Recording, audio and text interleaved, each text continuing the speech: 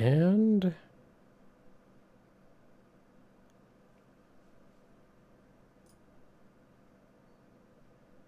yep. Okay. Just gonna pull an image up. Can I ask you a quick question before we start? Okay. What is this question?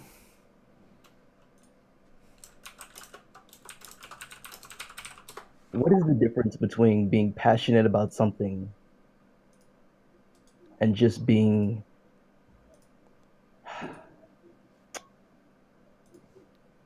if you have passion for something, does that make your criticisms of it any less valid? No. No. Okay, this isn't me trying to make a point of anything. I'm just trying to get a grasp on something. Okay. Okay. You're echoing a little bit. I don't know if. Oh, I guess it's done. Only when I talk. All right. Uh, Mahler, you can hear us, right? Yep. Okay. So I'm assuming you actually did watch Mahler's video, right? Right. I watched all of them. Okay. Most of it is just Okay. him droning on and uh, Do you have headphones in? Because I'm hearing my voice come back to me.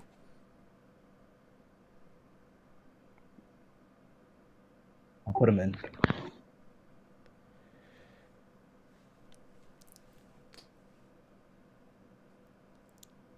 Okay, guess we're just gonna wait on that then. The not so great debate. Well, I How's that? originally was like, maybe I should call this the Great Debate, but then I was like, no, it's not gonna be all that great. Man, there's gonna be Now, two let me streams just on my grasp channel something here. today. Are we debating your video or are we debating his videos? I guess both. I mean, Okay, I want to just debate your video because yours is the one that I actually broke down and actually took notes I mean, on we and both made have my pretty own much the reflections same on. arguments, so I don't really think it Oh, matters one okay, way or so the other. then that should work for you. Okay, just making sure. Just short and concise, somewhat. Do have to go to work today. What? I said I have to go to work today. Okay. I was saying not be here forever. Okay. So you was we're just assuming you watched everything and at least retained some of what we said in our respective videos. So, Yeah, I watched the movie and then I watched your video. Listened to his videos more or less, YouTube, right, whatever. okay. So, since you're the one with the point of contention here, I'll let you just start off with whatever subject you want to. I'll find my notes. Here it is.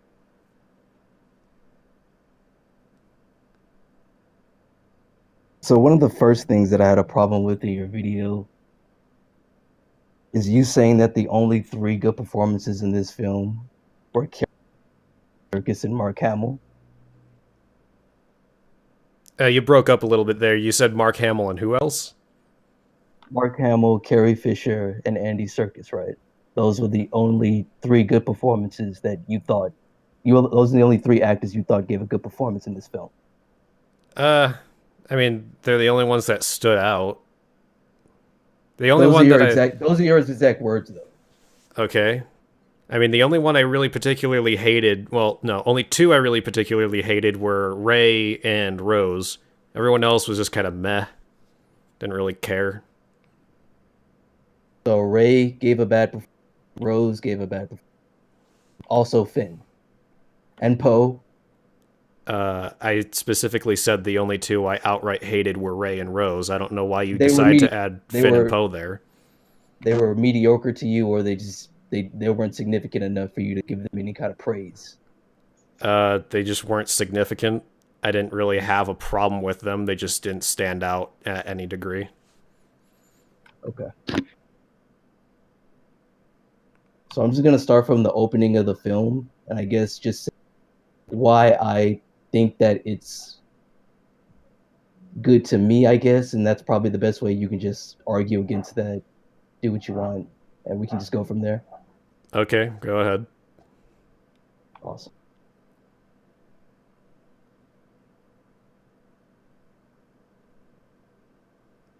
All right, so we have General Hux coming up on the rebel base. Obviously, the first part of his video was talking about how he could have just destroyed them right off the bat. Yeah. Can you hear me? You can hear me, right? Yes, we can both hear you. Okay, so that was one of the contentions he had. Why didn't he just destroy them right off the bat when he arrived at the rebel base? Yeah. Go on. Fuck, stop playing. Okay. Arrogance is gonna be a big thing in this film, and it's just gonna keep coming back. And I just want to let you know that. Mahler, you want to General Hux address that? arrives. Because I'm sure you have a lot to say about the arrogance thing. Why do you say that? No, I want to see what Mahler has to say, because I kind of know what he's got to say, but, you know. Yeah, no, it's a cop out to me. If you ever argue that a move by a character was made because they're stupid, arrogant, rushed, or whatever, when the film hasn't really established it at all. God, why does this film keep playing? Fuck. Okay. Why do you have the film on? Just going through the scenes so that I can. Thought you said you had notes. Kind of order here in my thoughts. I have notes, but I'm also going through the scenes so I can have visuals too. Okay. Okay, you just go ahead with what you were saying. So, when you have, say, for example, Kylo rushes at a bunch of people to try and kill them instead of thinking, maybe a good example actually is in the prequels. Anakin runs at Count Dooku when Obi-Wan's like, "Don't do that." Well, hang on. We need to establish that we're gonna talk about this film. Is this just to prove your point about arrogance, or are you gonna kind of go into? Well, he can use examples about. I mean, if he needs to pull an example from another film to prove his point, that's fine. We're still talking about my points as quick as I can, but interruptions aren't cool. Sorry. So, Attack of the Clones, he runs at Dooku. Obi-Wan is like, "What are you doing? Don't do that," and he gets fucked up. So that would be arrogance. If someone argued to me that was a stupid decision, it's almost a plot hole, I'd be like, "No, that's arrogance."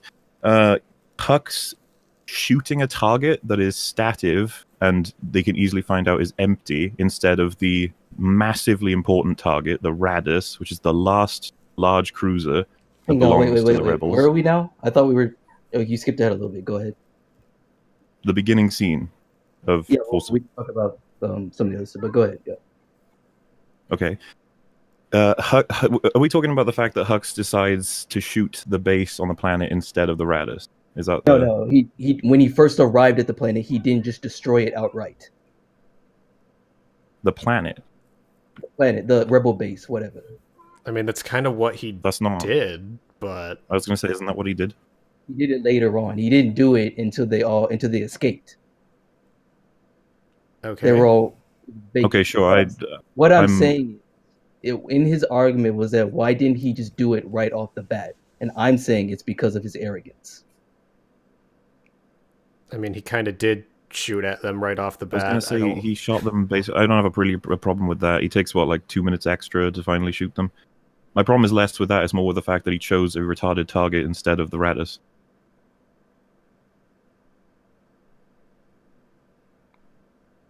Did you actually hear that, or the Radis is the rebel ship, right? The one that they escaped from, right?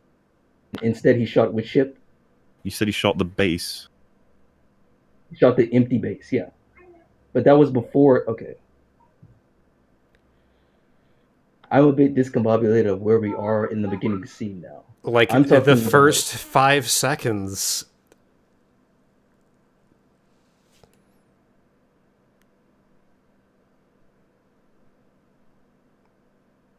Wasn't that scene? I'm at the scene now, and they barely escape, is what I'm saying.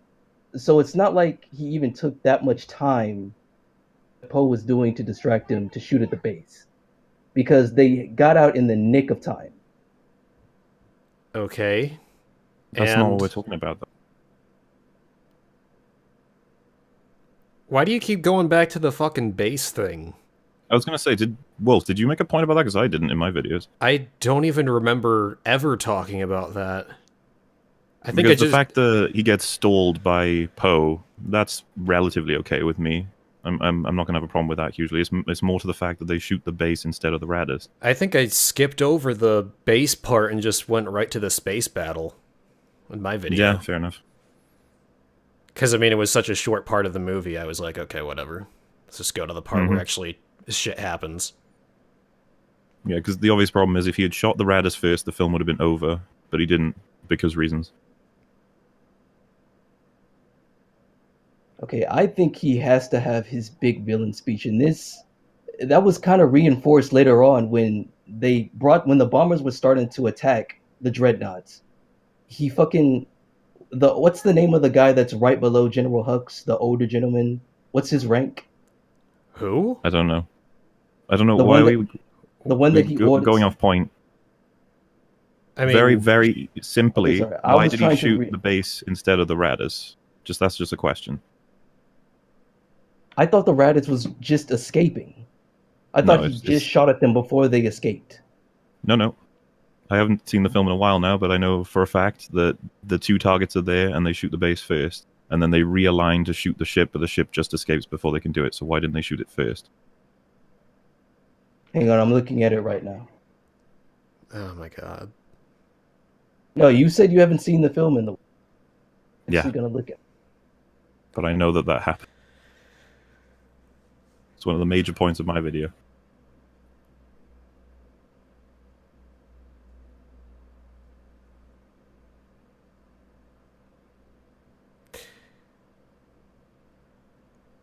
You know, I'm kind of confused as to why you need to have the movie open. I mean, I would think that if you're going to try and debate us on this topic, you'd actually have, like, any basic knowledge of the movie without having to watch it while we're talking about it. I'm sorry, I'm kind of coalescing my notes, and they're just fastly made. Anyway, why didn't he shoot at the rebel? Why did he shoot at the fucking? Okay. I think in the film, I think you haven't seen it in a while, and that he barely escaped the planet just before he blew up. The rebels did, that were still there on the base. No, there's only one transport that escapes just before he shoots it, and it has Leia's daughter, well, real life daughter, sorry, and a handful of other rebels, while the Raddus is stuffed full of rebels or resistance members, I suppose. So was he not firing at that ship that was still at the rebel base? No, he fired at the base, and he hoped to, I assume, kill some people, but the fact is it makes no sense as a tactical choice as opposed to the Raddus, since the Raddus can actually escape. Why doesn't that make sense as a tactical choice not to destroy the enemy's base? Because it's fucking the empty. Base, okay, the base cannot move, and it is empty. The Raddus is an active ship. It is the last great resource of the Resistance. And carrying their leader on it. Every leader. Akbar is still alive at that point. Oh yeah, I forgot about Akbar. But they were still were they still detecting life signs on the planet? It doesn't matter because any life scanner would tell you the Raddus is stuffed filled with life forms versus the base. And the base cannot move. So you can shoot it after it takes 5 seconds to reload. The base did have rebels on it. It had rebels were still on the base. Yes. So why does that not make tactical sense to shoot at it and destroy it? Because the base cannot move. Okay, let's put it this way. You need to prioritize your targets. So if there is a ship with the two of the biggest rebel leaders on it being Leia and Akbar, which do you shoot first? The stationary base that's not going to move anywhere, or the ship that has the two leaders of the entire resistance on it? But the ship was moving. I thought the ship was already moving. Yes, it's moving. That's why. No, it wasn't moving into hyperspace. Wait, so why not? Okay, so they can shoot an easy target that for sure has rebel bases on, for sure has rebels on it, and they're gonna kill them because it can't move. It's a base. And another target that's going into hyperspace. They weren't going into hyperspace. Hang on. They weren't going into hyperspace yet. You're arguing that they might miss the Raddus, and that's why they wouldn't go for it. I guess that's possible. That's a possibility. But I'm saying it doesn't. Shooting the base is not It's not. What did you say? It's tactical. You came there to destroy the base. They can't use the base anymore. You definitely want to make sure that they don't go back to it. I mean, they do go Okay, to an okay. old. They go to an old rebel base in this movie that could have been destroyed. What the fuck does that have to do with anything? Well, that's just me trying to reinforce shit. But if you don't want to take that for what it is, it's whatever. But Because anyway, that has nothing to do with this scene. I'm saying if they destroy the base, why is that not a tactical decision? The base is Okay, destroyed. what the are rebels you? can't go back to it. What do Okay, you not so understand about? That's a straw man. I didn't say they shouldn't destroy the base. I'm saying they shouldn't destroy the base instead of the Should have Raditz. it was more important to destroy the Raditz. I'm Yes. arguing that the Raditz was a moving target. It Yes. was probably The Raditz already is charging enormous. into hyperspace. It was probably already charging into No, hyperspace. no, it fucking Going- was. Okay, they didn't charge into hyperspace until after the Star Destroyer was destroyed. So there was plenty of fucking time to shoot it. Not only that, but again, not seen the movie in a month, and I can even quote you that the reason they don't leave as the Raditz is because they haven't collected all the people from the base yet, and that's why he should have shot the Raditz, because it wasn't even moving. Poe wasn't with the base, the Raditz, so they would have had to leave without him. That is a stative, massively important target, and it's not even the base. So it's just an easy shot. And why would they aim at it if they weren't going to shoot it? But at the end of the day, they're not going to get. At the end of the day, he knows the. What's his name? I'm forgetting his name already. What the fuck? Hux. Hux knows that they can't get away at the end of the day, right? They can't. The base? Am I wrong? They can't get away. Are you telling me the reason they didn't shoot the Raditz immediately is because, fuck it doesn't matter, they won't get away anyway? It's a possibility. What is more easier to hunt down, a planet or a ship? I'm saying he's an okay. I'll go back to my arrogance thing. He's arrogant. Oh my He god. knows Right. that they can't get away. Oh no, I'm gonna use this because it's No, you can. I think that can it's you valid. try, please, to make up an argument that isn't fucking retarded? I can counter that one anyway. telling Hux says, that a character "I is can't arrogant. That I think the character is arrogant, and the film reinforces his arrogance is a stupid argument. Yes. Let me counter How? that argument anyway. It doesn't matter. It's a bad argument, but I can counter it. Another person made this argument in a video, and I countered it in my own videos. So why is it that Hux says, why can't we destroy this tiny ship? And then his subordinate says, well, sir, they're smaller and lighter than us, which means they can outrun us. And he says, okay, then, it's only a matter of time. He's frustrated that they can't kill them immediately. The arrogant argument does not apply to Hux. Did you not see him get bitch slapped into the floor by his supreme leader? That was after the fucking does- fact. That was That after doesn't the matter. battle. That doesn't matter. That doesn't matter. What does that have to do with anything? I am telling you that he wants to kill them as fast as possible. You're telling me that he doesn't mind chasing them We're because talking he's about arrogant. after they came out of hyperspace and they followed them out of hyperspace. You're talking about when they were slowly leading them on a chase out of the perimeter of the Star Destroyer because their shields were up, they were too far away, their weapons were ineffective. Frustrated because he can't kill them immediately. Okay, I'm saying he was frustrated. He couldn't kill them immediately because fear. What? Fear. Was this not after the scene where he got bitch slapped into the floor? No, we're still You're talking about saying the that- first scene. Hang on, you're saying that Snoke only let Hux know that he demands the death of the Resistance at that point? Before that, Hux didn't realize that Snoke wants them dead? I'm saying he let his arrogance get to him before in that mission, and after he gets bitch slapped into the floor, he gets his mind a little bit straight in trying to hurry up and destroy them rather than do his little why did he destroy evil the guy base? rant thing. Why did he destroy the base if he's so arrogant to not destroy the Raditz? Because that's what he came there to do. He damage control. Damage Hey, control. General Snoke, I destroyed the base. I mean, they got away, but we also have a tracker, and we destroyed the base too. Maybe don't bitch slap me into the floor. Oh, you bitch So slapped what me I'm into the floor. getting Okay. here is you're describing a personality trait that just matches exactly what he does. You're saying he's a bad character. Are you saying that he's a bad character because he's inconsistent at this point in the film? No, At this point, that's a straw he's man. inconsistent. Right, Okay, this what are makes- you saying? What are you saying about his character right now? What He is makes wrong? a poor decision for no good reason to make the film carry on. I'm saying he's making poor decisions because he's letting his arrogance get to him. And How is it an arrogant move I to forgot not to shoot the reference another Raditz? scene. I forgot to reference another scene, and this was going back to the guy that that was right below ranking of General Hux. He said something to him about when when the bomber showed up, or when Poe was going through destroying the turrets on the Dreadnought. He said, "We need to scramble our fighters." And then the man says, "Yes, like 5 bloody minutes ago." I'm saying that that was one of the moments where the film reinforces that character's arrogance, saying that this guy who's below Hux, should be a superior officer to him, because he knows that they should have deployed those fighters ages ago. He's older than him, and he's probably more experienced, and yet Hux is the leader, and his arrogance is getting in the way of finishing this mission. All right, so we're going to need to rewind just a little bit.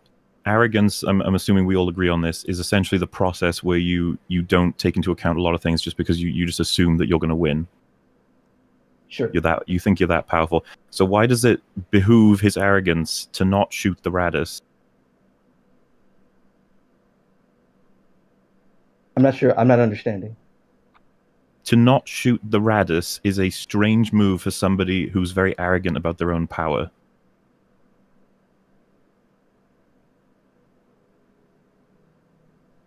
Oh wait, I thought my my rebuttal to that, my thing against that is just he knew that they could track them.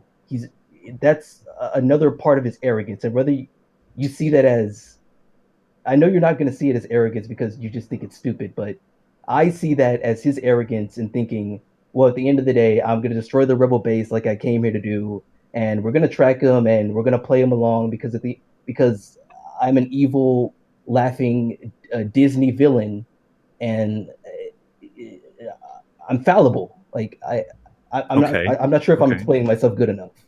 The thing is, that is poor writing. To make your characters make irrational and ridiculous decisions in order to service the plot. It's not good.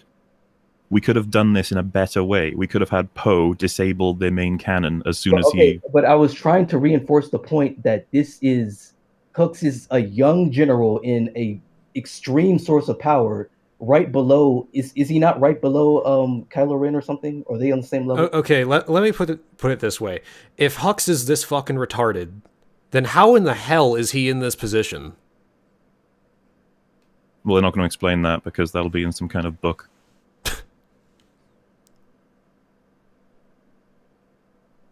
If he fucking... I don't see why... Do you want a backstory of General Hux? You want a General Hux? No, so, oh my god. No, calm down. The problem here is that you're saying, you see, he's not very talented, he's not very intelligent, and this is why these decisions make sense. So we're saying, okay, if he is so incompetent, how in the hell did he get to that position? I'm not making a claim of his incompetence or claiming that he's stupid. I think that he is smart. He is devious. I mean, in the first, I'm not trying to reference the Force Awakens, but he did have some kind of rivalry with Kylo Ren at first, and I don't think that's a detriment to his character being... I don't think you should take that away from him just because... I don't think you should equate arrogance with stupidity, because the smartest people in the world can be the most arrogant fuckers. Right or wrong? I don't care. I'm saying, how did he get to his position if he only made stupid decisions or incompetent or arrogant decisions? Smart. Fine, if they're arrogant decisions, how did he get there?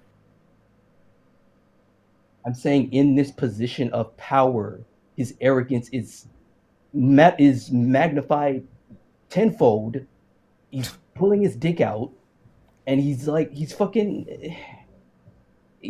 general. I mean, he's still a general. He can still dictate shit as a general, I'm sure. Or else Snoke would have cut his head off by now if he was just that incompetent. And I think even Snoke says a remark about him or something, that he's smart, but he's also something... I don't really what the exact quote was, but we can get there. He essentially talks about him being a useful idiot, but why would you have an incompetent useful idiot instead of just a useful idiot? As in, the guy below Hux, as you've pointed out, was clearly more skilled at this than Hux was. Why not put him in power and still control him? Everyone in the First Order still is witness to Snoke's orders. Let me get some water. it's not it's not a crazy step to just say, yeah, this is very constructed. They've definitely lowered Hux's IQ levels at the beginning of this film in order to have a very tension-filled scene where our heroes just make it out, but not without losses. It's just not very well put together.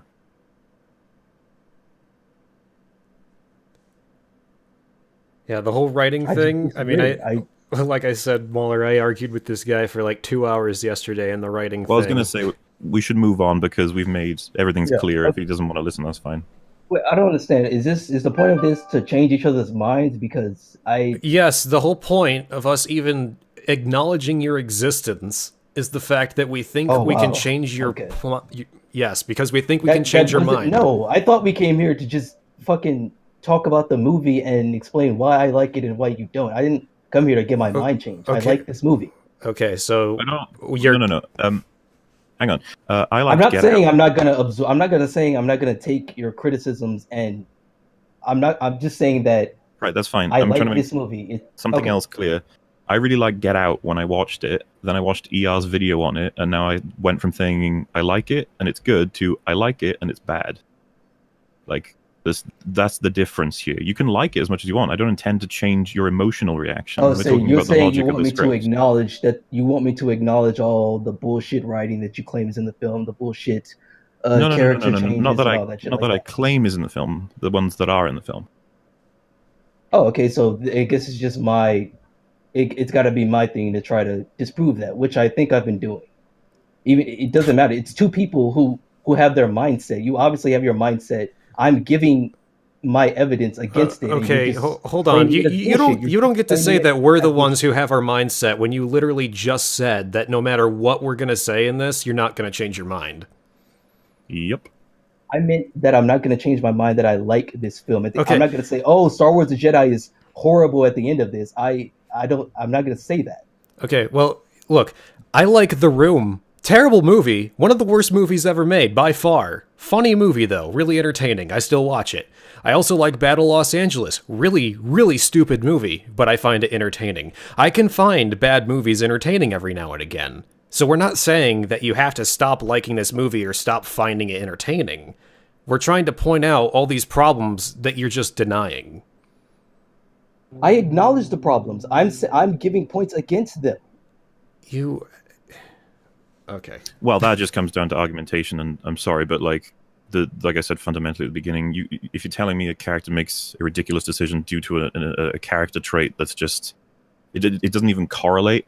It's like, if he was truly arrogant, he would go for the Raiders. So, like I said, we're stonewalled by this. We may as well move on to a different topic.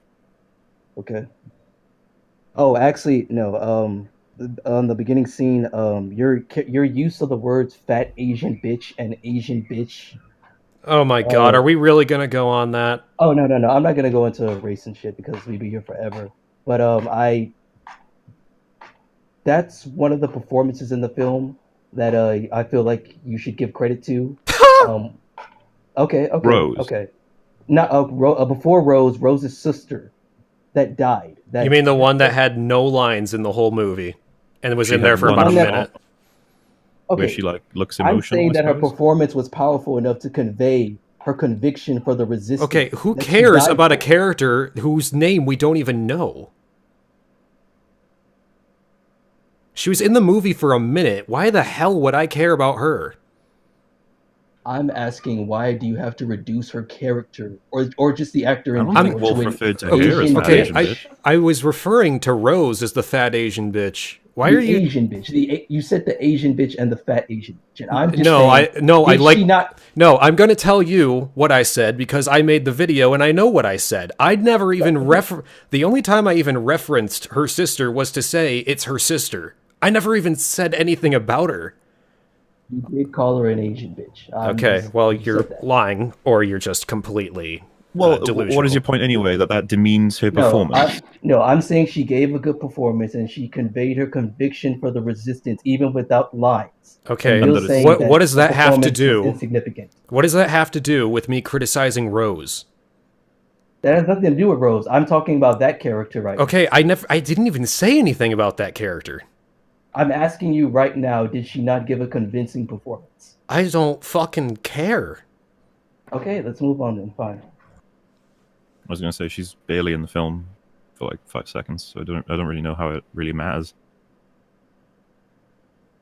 It just goes back to performances. We're just gonna keep coming back to that because I have a Okay, well, how about we talk about things that are actually objective rather than my opinion on who performed well? whatever.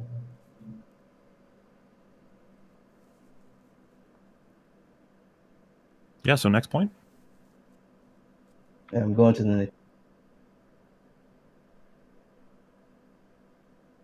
the pimp throne room scene with Kylo Ren and Snoke. Are we talking about the first one or the second one where the fight one, happened? The first one where he calls him a boy, and he you said he force slaps him away or something like that. Yeah, that's Did you kind of what not he like did. that scene? Did you not like that scene? Is that part of his inconsistent character work? I didn't really give a shit about it because we didn't really get any important information. We didn't get it. Fuck, what's calling me now? We didn't get any important information in the scene where he meets his master. His master calls him a boy. Okay, so his master's a dickhead. Cool. Every Sith is a dickhead. Yeah, my actual problem with that scene was that was it one of the most powerful scenes in the movie. I don't think you understand what powerful means. No. Let me explain why I like this scene. He comes in. General Hux is standing there. He tells General Hux to go because he congratulated him on finding the rebel, tracking the rebel ship, whatever. He comes in. He tells Kylo Ren, "Good job for killing." It's a whole spiel about him. I don't want to be misquoted here. What? Yeah, close the window. Fine.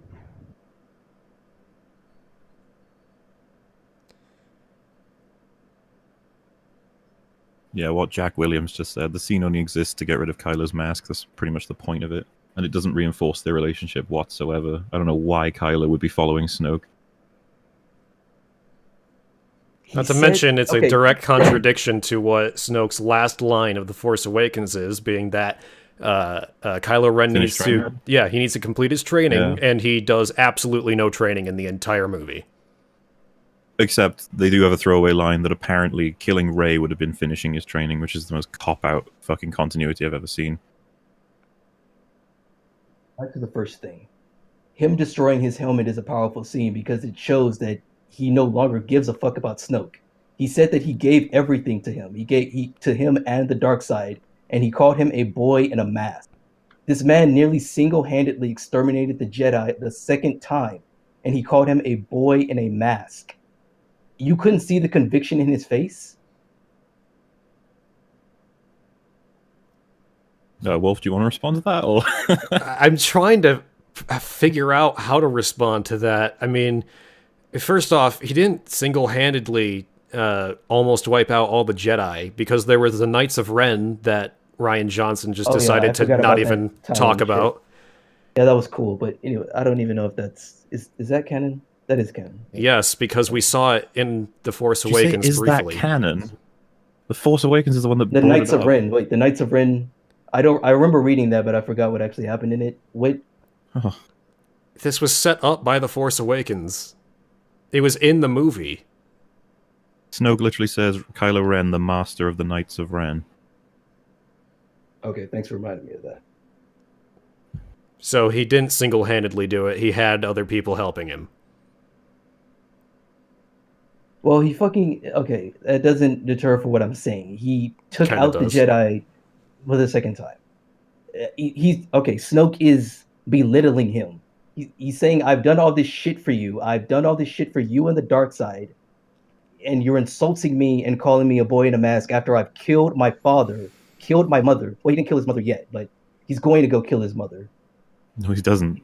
And he doesn't eventually kill her, but at the end of the day, he leads the squad that kills his mother.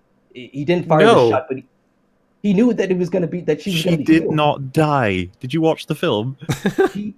He doesn't know that. He does. It's the Force, man. How would he not know? I mean, you're the one that literally said that, was it Rose and Finn? They had the Force, and that's why Canobite worked in their favor. So let's just say the Force fixes everything. Yeah, Yeah, the Force is the best plot hole we'll get filler. back to we'll get to that. But like I said, this proves the determination of his character. He fucking is called a boy in a mask after killing his father in cold blood. And this man force lightnings him away, and then he destroys his helmet, signifying that he doesn't give a fuck. There is no Sith loyalty. Except for the He's fact gonna that kill he's somebody. loyal Okay, to well- Snoke all the way up until, like, the end of the movie. Snoke tells him to take his mask off. It's ridiculous. Kylo then destroys the mask. This means he does not give a shit about Snoke.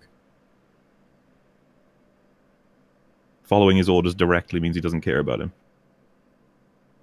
Wait, say that again. Snoke tells him to take off the mask. It's ridiculous. Kylo then destroys the mask, and you're saying that means that he just doesn't give a fuck about Snoke. No. You're forgetting about all the stuff in between that. You not hear the I'm focusing on that shit he point. said to him.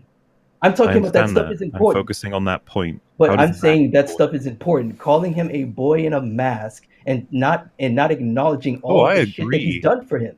I know that Ryan Johnson wanted to kill Snoke from the get-go, so he needed to make a scene that would at least justify Kylo's decision, but it spits in the face of Force Awakens once again, because it's supposed to reinforce our idea that, hey, Kylo follows Snoke, right? He chose him over all of the Jedi and his family, and yet this guy pisses on him constantly.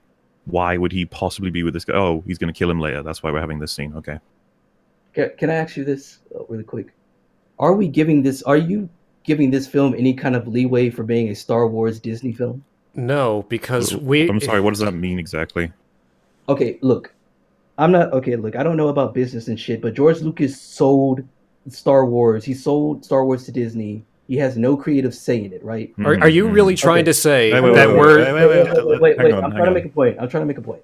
Yeah. He sold Star Wars to Disney. He basically sold the soul of Star Wars to Disney, right?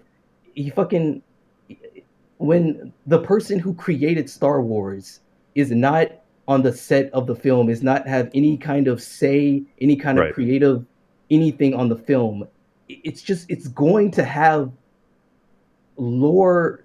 It's gonna be different. It's gonna do Okay. shit that's gonna fucking. So I'm saying, I'm- did you walk into this movie with expectations that Disney, a corporation that bought this movie for billions of dollars, wasn't going to make massive changes to it? okay, you made this same Wait, exact... I know so they first- said, first I point- know they said point. they would adhere to the trilogies, but at the same time, they're a company that's Right, I get it. So Okay. first point, all I referenced was The Force Awakens, which is the Disney property. So I don't know why you've just countered with that. But secondly, it is a sequel to existing properties. If they fuck up the prequels, set lore and rules, that makes it a bad film. Well, among other reasons. You don't get around Can that. you You don't just explain get to to me go, how? I bought the... Okay, can you explain to me how this scene directly conflicts with any of the two characters in the Force? Hold on. Because I'm not going to answer that. I'm asking. Yeah, and I'm going to answer the question that you just presented before you decided to move away from it, because you made this same exact argument to me yesterday, and it's bullshit. So from now on, I really don't want you to start saying that the reason we don't like this movie is because it's Disney Star Wars. Because that's retarded. I wasn't trying to make that point. I know I made that point. No, that was the point you made yesterday. yesterday, and the point that you were just making now. You're insinuating that because it's Disney, we have expectations that it should be just like George Lucas's Star Wars, as if we don't have problems with George Lucas's Star Wars. That was me asking a question. When you walked into this movie, were you under the impression that this Disney Star Wars film was going to adhere 100% to all of the lore from movies decades old from a creator that isn't there anymore? Yes. I should expect that there should be some fucking consistency between films. I don't care if it's a different creator. If you're not good at being consistent, I mean, there's something wrong with you. Even The Force Awakens was more consistent. I'd love to know what you define as a good sequel when it's supposed to carry on the story. If it just breaks it, I don't see how this works. What I'm saying is that the films are decades old and they're owned by a completely different company with the creator Right. of the films not there anymore with no say. And I'm saying that the changes, I'm not nitpicky. In the video that you showed me, where he just went into so much about how, oh, why aren't they using these ships instead of these ships, and why aren't they fucking this and that? like I'm saying I don't want to use this as an argument, but I feel like I have to. It is this Disney fanatical Star Wars universe with flying space princesses doing That's shit. not an argument. And that's not, okay. Look, it's I'm not trying to exactly form an argument. What I'm saying is, when something like that happens, can we agree that that is the direction that Star Wars is going to go into, and they're not gonna fucking stop because these movies are making fucking bank. So we should We're just talking about the quality ignore of the all writing, criticism. not whether or not it makes money. I'm saying no. I'm not saying we should ignore the criticisms. I'm saying that as soon as George Lucas sold the soul of Star Wars and they slapped the Disney banner on it, that meant that they could do whatever the fucking hell they wanted with it. Yes, they can do whatever they want with it. That doesn't mean that it's automatically good. Yeah, it means it's bad most of the time because they make horrible decisions. Let me say this: in a Disney fanatical Star Wars universe, Oh my god. can princesses fly through space? Apparently, and it's fucking Yeah, I stupid. was going to say absolutely yes. It's Now stupid, that's but what in we've a been shown. Disney fanatical Star Wars universe, can it be possible? Clearly, yes. I was going to say we don't have to have that question. We know it's possible now. We don't give a shit if it's Disney or not. We're coming at this as Star Wars fans in general. Will you give this film? I'm asking you, will you give this film leeway for being a Disney fanatical Star Wars? What does that mean? Wh- What does what- leeway what the- mean? what Wait, the I can't fuck? remember. Did you have a problem? I can't remember if you had a problem with Leia flying through space. Yes, everyone did in have their a right mind had a problem with that. And I did not have a problem with this. Well, So that's because you're not in your the thing. right mind. I'm not in my right. Okay, I'm saying that it's a Disney fanatical Star Wars universe. What the fuck They're is this expanding Disney on the- fanatical they are bullshit? What the hell do you mean saying by that- that? I'm saying they're taking the Force and they're expanding on it in ways that George Lucas would never do because he made 3 shitty fucking movies and they got it from him. Okay, They're so that expanding on it that on it. ways that he wouldn't. So because it's Disney and And because it's no longer George Lucas, that means that every stupid thing they do is just forgiven because it's Disney and not him. I'm not. I'm saying that it's not stupid. It I'm is saying that stupid. I liked it. It's not stupid. Okay. Just In because you this like something Star doesn't mean Wars it's not universe stupid. where all this magical shit happens, it's not stupid. Okay. Fucking lightsabers. What? It's not. People flying through space is not stupid. Okay, well, I All like right, frisky, well. furry fox boys too, but I can at least admit that's stupid. So what if in the episode 9, everyone can just jump around in space and just walk around in space even, and lightsabers you can just I throw don't them through a planet. understand how you can claim to be fans of this and you see a character that you love do something amazing and you just go, it's stupid. It's stupid. Is that the I hate everything argument where we're supposed to find the good in it sort of thing? We're just supposed to accept that it's don't good. Don't remind me of that guy, please. Okay, let's just move on. All right, well, yeah, so what's your limit then? Because clearly we have different standards. How far does the films have to go before you go, okay, no, that's It can that's go ridiculous. as far as they want. They're fucking. Dude. All right, no, okay, all right. So, film opens with Luke Skywalker. He takes all his clothes off. He's in a nappy. He jumps all the way up to the sun, and then grabs it with his hand and throws it at the supremacy or whatever remains of the First Order army. Destroys them all, and then he marries Poe, and Chewbacca becomes a Jedi because he wanted to, and Rey dies of old age that day because that happens. Look, dude. So would you have a problem with any of that? Look. Oh boy. When Disney bought these fucking films, and Harrison Ford wanted out of these fucking movies, and Disney doesn't want to constantly have to adhere to a certain amount of their fan bases who really don't adhere to their billions of dollars that they gross from this movie constantly. They say, okay, they want Harrison Ford in The Force Awakens. Fine. We don't want to have to constantly reference back to Harrison Ford and have stories of Harrison Ford. Harrison Ford doesn't even want to do the fucking movies. Let's just kill him. Great. Dead, gone. Okay, now they want Luke because they have to have Luke from the last movies. We bought these fucking movies and now we have to adhere to all this fucking shit because they're going to whine about it. All right, so we got Luke there. He's dead. He had his moment. He did what he was supposed to do. He's gone. You want Do Leia? you work for Disney? No, I don't work for fucking Disney. Because like I wish. that sounds like the kind of attitude that went into making these films. Like, fuck the originals. Why do we have to pay attention to these characters and this lore? gosh. It's like, not why did we what they buy would this do, but franchise they're without trying paying to any do respect to something it? new. They're trying to do something new and different, and constantly having to adhere to decade-old movies to the exact amount where you have to have So a why did they have lore to have specialist Han and on Luke in it? set. Why did they have to have these characters in the films if they want to do something new? Because everyone was gonna lose their fucking shit if they didn't. If they had the Force No, Awakens no. without one single character All right, from all the right. previous films. Wolf, would you have watched a theoretical Episode 7 if there was no Han, Luke, and Leia? Yeah, I'd be fine with it. I mean, Rogue One didn't have any of those characters aside from Leia showing up for like 3 seconds at the and very guess what? end. The prequels didn't have them either. Aside from Obi-Wan, but that was, that. Yeah, well, like I said, Luke, Han, and Leia, none of them. Oh yeah. And besides, you've completely sidestepped my point. The whole diatribe I just gave you about a ridiculous Episode 9. How far do you have to go before you say, okay, that's not very good? I guess until they just destroy the characters they've created. I don't know. I mean, like how they did in this movie? No, I disagree. I disagree with that. That's where we keep coming back to. You keep saying, "Oh, the characters are this or that," and I disagree. But we make references to, past films or scenes or dialogue while you're telling us, hey, it's Disney. They can do it if they want to. You see how your argument's not very strong? So my argument isn't strong. Yes. Because, okay, so I guess when I first started, I asked you guys if you could give this film leeway because it's a Disney Star Wars film, yada, yada, yada. And you're saying I asked no. you what that means, and you're saying no, you will not. You will not give this film any kind of leeway. I asked you what that means, and you haven't told me yet. I told you about Leia flying through space. I told you I don't care about that. Yeah, I told that you doesn't... Disney Star Wars universe, that's possible, and I don't care. So you're asking me why I do care then? Is that what leeway means?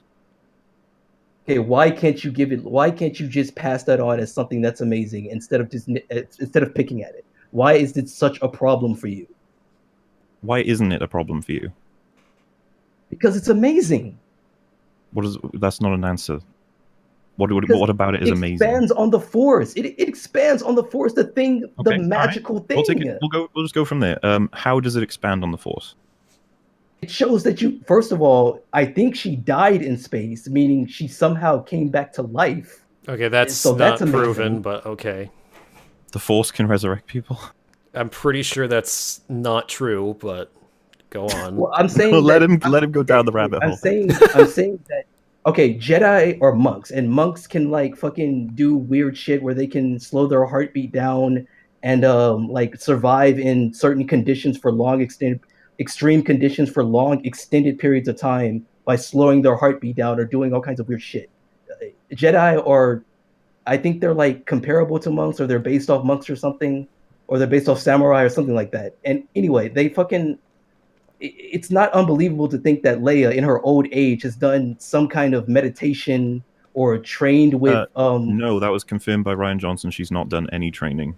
He actually countered that rumor. He said it was instinct. He said she did it on instinct instead of an actual skill. Sure. Just want to clarify, she has no training with the Force. She has no training with the Force, meaning, do you mean she has no similarly to Rey, she just summons these abilities. And trained with Luke? Because the Force is, you can train in the Force without picking up a lightsaber and going in. We've seen Empire Strikes Back. We know how you train about learning about the Force. You don't need a lightsaber, of course. So I'm saying in her lifetime, not Carrie Fisher's, in Leia's lifetime, she couldn't have done any kind of meditation, like something to give her the ability, because she is Force sensitive. We know that from the other movies. Okay, so, maybe let me try and give you a scenario. See if you react similarly. So like Chewie's been hunted down by Vader. Let's just say it's a fan fiction film. And Darth Vader goes to slice at Chewie, but then Chewie pulls out his lightsaber and blocks and then kills Vader. And we find out in the next scene, Chewie's actually been training this whole time to be a Jedi. Now, the reason that's not satisfying is because we have no idea. There's no build-up to this. They just plonk it on us, and we're like, oh. So when you baited this person's death, you were just doing it to bait the person's death. You wouldn't actually have any kind of way to write yourself out that was pre-established. It was just, no, this is this now. And that's down to a lot of the elements of this film. They just say, this is this now, this is this now. Like when they all arrive on Crate, they just go, this is this now. So are you saying you wanted You're saying the film, it would have added to the film to have a scene of Leia training with Luke. You No, don't I think even it would need have to. added the film. You don't even need It to would have have her added the film to training remove on the screen. If you just explain that she was trained at all, even off screen, even if it was between episode 6 and 7, that would be enough. So an offhand saying I trained, so Leia just like, I don't know, one frame say I trained in the Force, that would have been good enough for you. Yes. Yeah, like if Rey or Then Poe why or even have it in whoever. the first place? If that's enough to say, okay, I trained in the Force, goodbye. If that's enough for you to say, oh, okay, so I believe you can fly through space now. If you say Well, that's that not really fair, is it? Because that's not what Wolf argued. He's not going to have one sentence. We'll have maybe a meaningful conversation between two characters, one being well, Leia. no, I asked you if you said, I asked you if someone just says, if she just says, I trained in the Force, goodbye, that would be enough. Okay, that would be an improvement. It would be something. That would be. Well, I'm asking you. That would be enough for you to believe that she could fly through space. Okay, here's what I'm saying. Since apparently you're just not understanding it, there has been no established training at all from any of the original movies to now. So at this point, especially given that she didn't do anything in episode 7, we are led to believe that she does not have anything more than just the ability to sense other people like she did with Luke and Empire. However, I don't have a problem with her using the Force, but she needs to have at least some implied training. There was no implied training at all in the past couple movies.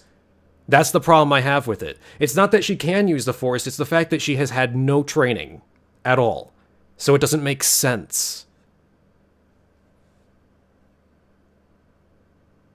And I guess what I'm saying is I disagree. It makes sense in this universe. How does it make sense? How does it make sense? I'm saying that it makes sense in this universe. How does it make sense in this universe? That this old woman, it makes sense that this old woman who is Force sensitive, that in her last dying breath can use the Force in a way that we haven't seen before. I think that makes sense. I think that she's that connected with the Force. She's that much of a Skywalker that she can fucking do it. Okay. So why was it never brought up again? I don't know exactly what it is that you want. I'm saying, do you want okay? Like a scene? Even if she had no, let's just entertain the idea that it was just instinct and it was just the Force acting out with her. Well, I'll accept that. They need to, at the very least, address it.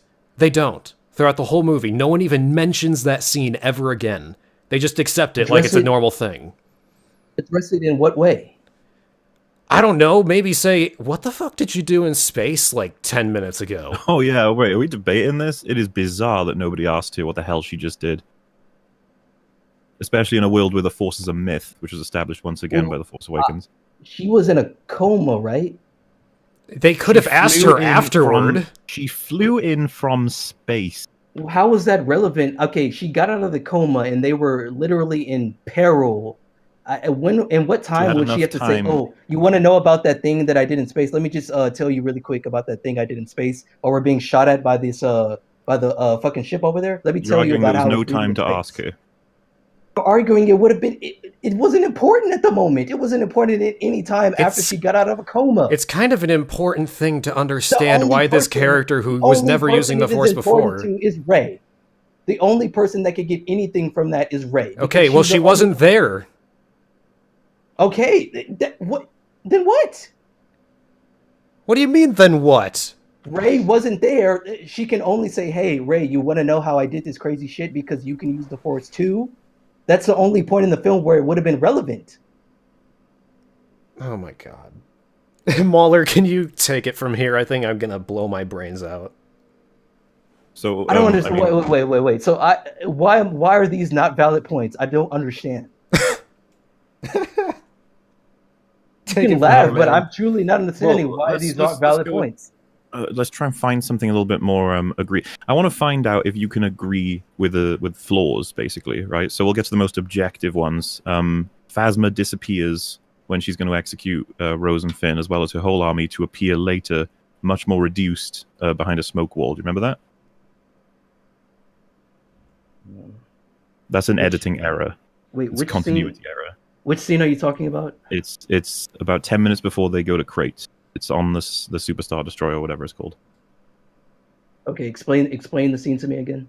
So we have Rose and Finn. They're about to be executed by laser axe things, and then we have the hyperdrive scene, and it rips obviously the ship in half. And then we cut back to Finn and Rose, and the entire hangar was filled with an army of stormtroopers. They're all gone. Phasma's gone, and then they run forward about a couple of meters, and then Phasma starts walking towards them with an army of troopers behind a smoke wall.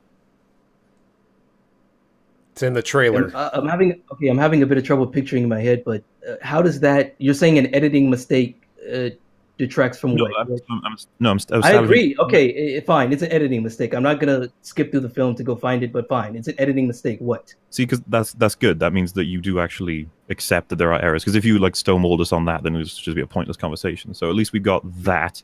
So I mean, more okay, egregious... hang on. I am capable of pointing out bad writing or noticing bad character work in a film. I'm capable of that. I'm saying that I disagree, and that doesn't make me invalid just because you think it's so that way that it's that way, and everyone on the internet says it's that way, and this is my point. It's this way. It is bad writing. It is. I'm saying that I disagree at the end of the day. So that's the point that we need to agree on right now. I disagree. Okay, well, why do you disagree? You have to have points to back this up. You can't just say I disagree and leave it at that. Points against all the characters. Name a character that you think is. Name a character that we talked about Kylo Ren. We talked about race. About what's her face's sister. Why she gave a good performance. Okay, let's talk about the most important one then, Luke. Okay. Because I'd love to see your mental gymnastics on this one. What's your problem with Luke? Everything. Let's start from the beginning. I mean, I can't believe I have to explain this to you today when I did yesterday, but okay. The fact that he's a completely different character in this movie than he was in the entire original trilogy. He's a different character. Yes. What I just said. Is he a different person or is he a different character? What the fuck? That's my argument. I'm saying he's a different person. Do you think it's good that they did that without any establishment or development or explanation of any kind? The explanation is... What explanation? He's an older person. He's been through shit. He's different. Okay. So the character is established, completes an arc, let's say, and then we skip time, and then they're completely different. Do you not see the problem? Okay, that's the thing. Time. You said we skip time. Yes. Time. Things happen. Things happen. Of course. Life happens. You're absolutely right. But we don't get to see it. So we have no idea why our beloved character is behaving this way. So we can't get behind them. We saw him kill... Not kill, I'm sorry. We saw Kylo Ren kill all the Jedi students. No, we didn't. We literally did not. The Knights of Ren, whatever. We didn't see that. We literally didn't see that. We saw the dead children. We saw the aftermath of it. No, we didn't. I mean, we saw the burning building. We didn't see dead people. Wait, there were children on the ground lying dead in that scene. I don't... Mahler, do you remember that? Remember what, sorry? Dead children being in this movie? Wait, I swear to God, that doesn't happen. Dead bodies on the ground. Nope. I don't know where you're getting that from. We see rubble. We see rubble and Luke's burst out of it. There were bodies. I swear to God, there were bodies. Nope. Okay, if you can provide evidence of this and like give me a screenshot, I will readily admit that I'm wrong. However, I do not remember that at all. Disney George Lucas, they're never going to show children being close or dying. It's not going to happen. Fuck, I just... But even then, we're not talking about what happened after. We're talking about why he even did what he was about to do what he was going to do to Kylo Ren and kill him. Because he didn't change just because Kylo Ren and the Knights of Ren destroyed his temple and everything. He changed before that. He was the reason why Kylo Ren turned evil in the first place. Address that, please. I'm sorry, say that last part again. The film was in my headphones. Say it again. I'm sorry. I'm sorry. Okay. He didn't change just because Kylo Ren and the Knights of Ren betrayed him. We're talking about how he betrayed his character and decided he was going to kill Kylo Ren for at least an instant, which is why Kylo Ren is evil now in the first place. Can you explain to me why he would do that after everything that's been established in the original movies? It's Disney Star Wars. There you go. No, that's not okay, dude. Don't. Now you're fucking strong arming me because you're fucking. That's not my argument for the entire film. My comment was completely unrelated to you. I just said it randomly. Okay, but that's not my argument for the whole film. It's not. didn't say That it was was, just for man. Leia's. Okay. Fine. Okay, that was a Look. joke. Do you know how to funny?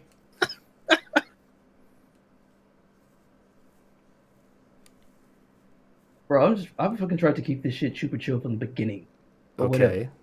You're asking why Luke did that, and I think it's because once again, time has passed, and I swear to God he saw dead children, and he did see dead children because Oh my God. he had to find the bodies. Okay, Someone no, had to. no.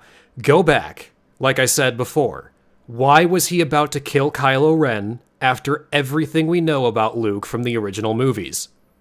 We're not talking about what happened after, we're talking about what made all this happen in the first place. He made a mistake. I mean, he's a human being. Oh yeah, so we go through Return of the Jedi where the entire movie he's trying to convince the second most evil person in the entire galaxy, who destroyed all of the Jedi, almost all of the Jedi. He tried to convince that guy to be good for an entire movie, but as soon as he senses any level of darkness in Kylo Ren, he decides that killing him would be a better answer. Wait, I thought he said he was too far gone. So was Darth Vader. But that didn't stop him from trying. But he didn't sense any. I thought. Wait, did he say he sensed some good? I don't. Did he say he sensed some good in him, or an inch of good, or something like that? Hang on. What if that were true? What is your argument here? I'm saying that he made a mistake. That it was a mistake that he did it. But he's a flawed. I don't see why Luke Skywalker can't be a flawed character. He already is a flawed character. You don't need to make him have the same flaws that he already fixed in the original movies. Because that's just retreading the same ground. We don't need to do that again. I don't understand how it's retreading. He's an older person after he's been through drama. Okay, if he has already learned a lesson one time, why does he have to learn it again? Okay, so I keep going ahead. We're going back to why he tried to kill Kylo Ren. Let me put this into perspective for you. Would you agree that Darth Vader was, at the time of the original trilogy, arguably the second most evil person aside from the Emperor? Would you agree with that? Yes. Okay. Yes. So if Luke spends that whole entire movie trying to convince that guy to be good again, why would he not try to do the same with his nephew? Look, I don't know much about being fucking old, but like I know it. I think that it comes with fucking perspective and shit. And that are you really trying to say that because he's old? old? To lose. He had so much to lose. He said that he was going to kill everything. He was going to destroy everything. No, he literally did not say that. I remember enough of the movie to know that all Luke said was that he said that he was too far gone and that Snoke had already gotten to him. There was nothing, absolutely nothing, about how he saw a vision of Kylo Ren killing everybody. No, not a vision. He said that he had a feeling that he was going to... Oh, he had a feeling. No, he said that he fucking said he's going to kill or he's going to destroy something, and I have to... No, he didn't. He did. He did. Quote it. I'm sorry. So you're asking about whether or not Kylo Ren said he wants to destroy everything? I'm wondering whether or not Luke said that he had a premonition or he had a feeling or something that Kylo Ren was going to fuck shit up. Yeah. His premonition was that he was going to hurt people Luke loved. That's what he assessed. Okay. That might be it. Yeah, but that's not good enough because Vader was going to do far worse, and Luke still believed in him. Vader committed a genocide. A literal Yeah, this like isn't two. really something you can argue. Vader is worse than Kylo, definitively. Okay, sure. But what about Luke having so much more to lose now? What does that have to do with anything? We're talking about why he eventually came to the decision that he needed to kill Kylo Ren. I'm saying that he had so much more to lose. What did he have to lose? Tell me His that. His Padawans, his temple, the new Jedi Order, everything. So, your best course of action is, because I'm old, I'm going to murder my sister's child because I think he might do something bad. That's the solution? Man, I can't wait until I'm old. Then I can do the same exact thing. I don't know. I can't give you perspective on what you would think when you have so many things to cherish. That's not an argument. But look, my point None of is, this has been an argument. okay. No, look. My point is that he had more to lose. He was old. He fucking. You need to stop with the old thing. That is Yeah, so it was a irrelevant. moment- That is so irrelevant. I don't. Okay. Oh, I'm saying that being older comes with perspective, and it comes with just being. Yeah, have you ever heard the term age with wisdom? Fuck, I can't With even age think. comes wisdom. Yeah, I've become retarded after this stream. Okay, that's not even fucking fair. Like, Yes, whatever. it is. No, it's fucking not, because I'm giving my fucking opinion, and you're only turning it down because you're so fucking got your feet in your own shit. I mean, feeding you my have own really shit. bad argumentation, and it's frustrating to listen to. It's like my brain I am cells are just directly jumping going off a against cliff. You asked me why I think it. Fuck. I'm saying that it was a moment of fucking weakness when he tried to kill Kylo Ren. That's what I'm saying. Right, and it was against his character, which is the problem. I'm saying it's not against his character. Okay, I'm well, saying that explain time how has progressed. Explain how it's not against his character, other than saying he's old. I'm saying it's not against his character because he's old. He's a human being. I literally just He's said also not to say because he's No, old, and because then you that's- immediately said because he's old. Because being old is an argument, and characters No, it's getting not. older and having age Old is is not an argument. No, being old is not an argument. What do you not understand about that? Understand how a character doesn't change with age. That's what I'm not understanding. Oh yeah, I'm just gonna turn into a psychopathic murderer when I'm 60 years old. Wait a second. Wait. He didn't even do it. Wait a second. He didn't even fucking do He was it. just about he was about to do it. The fact that he even had the retracted thought. lightsaber. The fact that He retracted the lightsaber. I forgot about that shit. He retracted it. What, you That's thought that he no- did oh kill my Kylo? He retracted the fucking lightsaber. Well, duh, he didn't kill Kylo. I don't understand. I'm saying he didn't swing at him. He only swung at him defensively.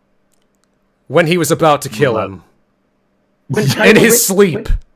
That's not even what we're arguing. We're talking about the fact that he would consider that an option.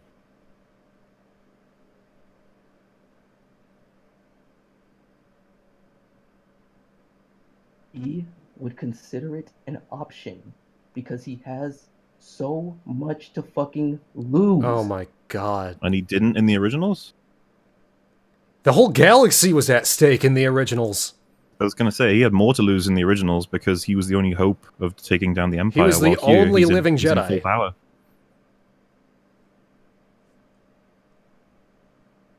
You know, there's this story about these Japanese Luke people. Is Luke Skywalker impenetrable to fear? Is he not a human fucking character?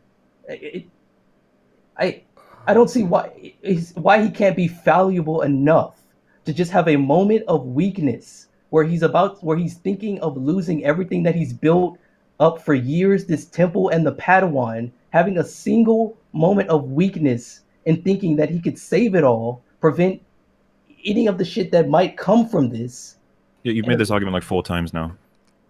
I keep coming back to it because you guys, we're going in a fucking circle because I disagree with you. I disagree, and I think that it's with his character that he did this. It's part of his character. He fucking grows up. I got a question for you. Is 2 + 2, does that equal 4? dude, come on. Like, No, just answer the question. Does 2 plus 2 equals 4? Yes or no? yes. I disagree. Why? And there we are. That is not fucking fair. Yes, it is. It's the exact You argument you've been can't. using this You whole have time. to support a disagreement for it to be valid. Just saying I disagree that the sun is yellow. I didn't say that I disagree. I said that it's part of his character. You just... Okay, I want to tell you a story. It's a real quick one. Hold on. So, in World War II, when the Americans were coming to Japan, there are instances where the Japanese people would throw themselves off of cliffs because they didn't want to risk dying at the hands of the Americans. For the past 1 hour, 10 minutes, and 11 seconds, that's what my brain cells have been doing. Because this is the most circular argument I think I have ever... I've seen Christians and Muslims that are more reasonable than this. In the fucking circle. I said Luke Skywalker. I said it's part of his character. The decision is part of his fucking character because he's a real human being. He progresses and he has shit to lose. Okay. Right. So what character does that not apply to? What do you mean? Your defense. It's like if I said, I don't know, Indiana Jones cried at the thought of fighting somebody and then killed himself. I go, well, that was a moment of weakness, you see. Vader was scared of a little girl who threw rocks at him. Well, he had a moment of weakness, you see. It's not a good argument, I'm sorry.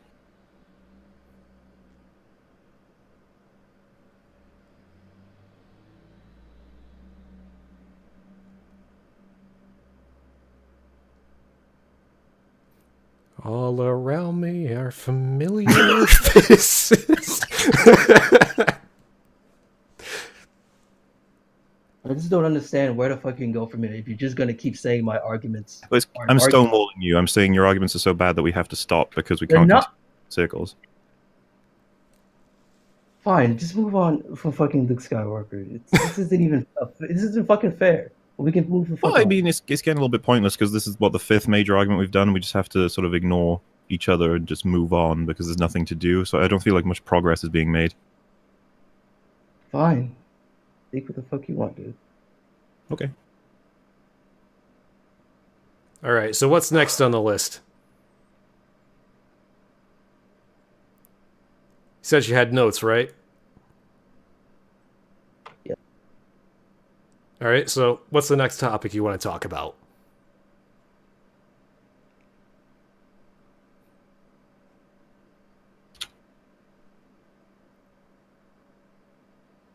What's wrong with the scene where Finn and Rose meet? Where they meet? Where Finn is trying to escape to find Rey.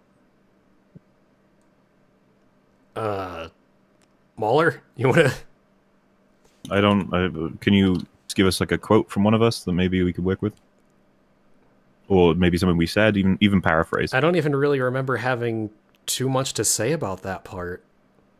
Aside from just saying that that's when Rose was introduced. I don't even think I talked about her getting tased.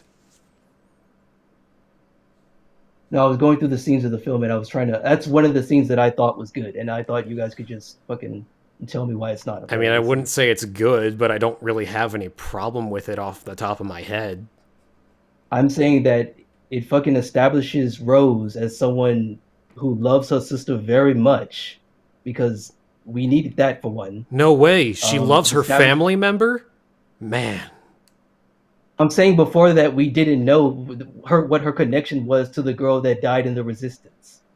Okay. That's because she wasn't in the movie until that point.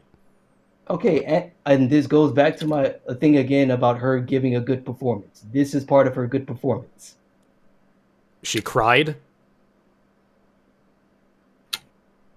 She cried and conveyed to Poe. What's the fucker's name? Finn. Cried and conveyed to Finn. Hold on, she didn't convey anything to Finn.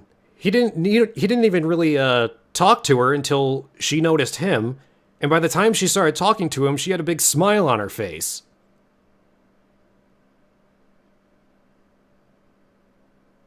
Yeah, she acknowledges him as the hero of the resistance, which further shows how her dedication to the resistance.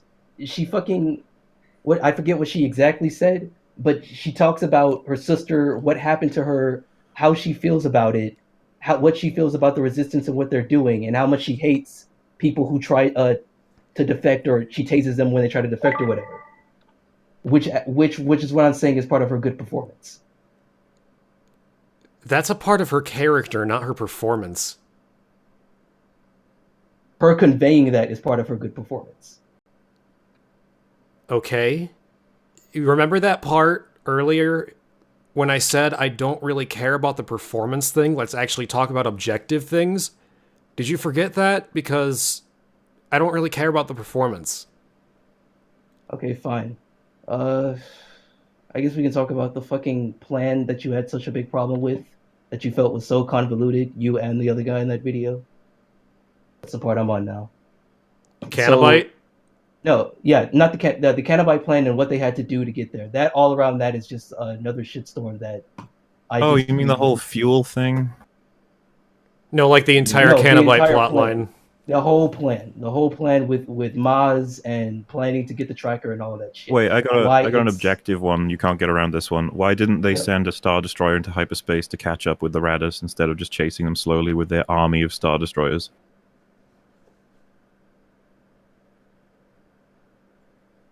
Yeah, I mean, if why we didn't they weaponized light speed, hyperspace in front of them?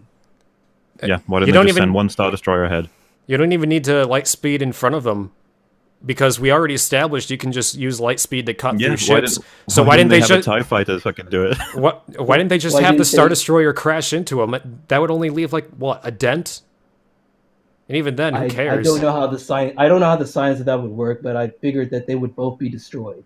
Okay, and that would only Yeah, help well, them. I mean that one's we can discuss that one, but the one you literally can't is why didn't they just send a Star Destroyer ahead of space in a line to wait for them to reach them, even just slightly ahead? Who was in charge of that? Who was following? Was that still Hux in charge? Yep, that was still Hux. There was Oh, only okay, one other we go person back- in charge in both of these movies. The one. Let me remind you as well before you answer that you've already said the reason why he got frustrated about chasing them was after Snoke had given him a bollocking, so he wants to kill them more than anything now because he's afraid of Snoke, right? That was your argument. So you cannot reconcile that with not sending a Star Destroyer ahead to get them. Ahead to where? Just in front of them? Yep, just send them In a front mile of them forward. to intercept them to wherever they're going. Well, they're heading in a straight line, so it's safe to assume you just send a Star Destroyer a mile in space forward, even less than that, whatever, and then you can just knock the shit out of the Raddus. But wouldn't they be able to detect it before they got to it? I'm sorry, what? What would Wouldn't it they be able to matter? wouldn't they be able to detect the Star Destroyer like before? Yeah, you're absolutely right. Why does that matter? Well, again, I guess don't they have guns on that ship? The Raddus? Did you see them using it throughout the rest of the movie? Because they didn't. It doesn't matter. It's irrelevant. It is irrelevant because why would the First Order want to catch up to them with their own ships, but not a Star Destroyer? Those two things don't match.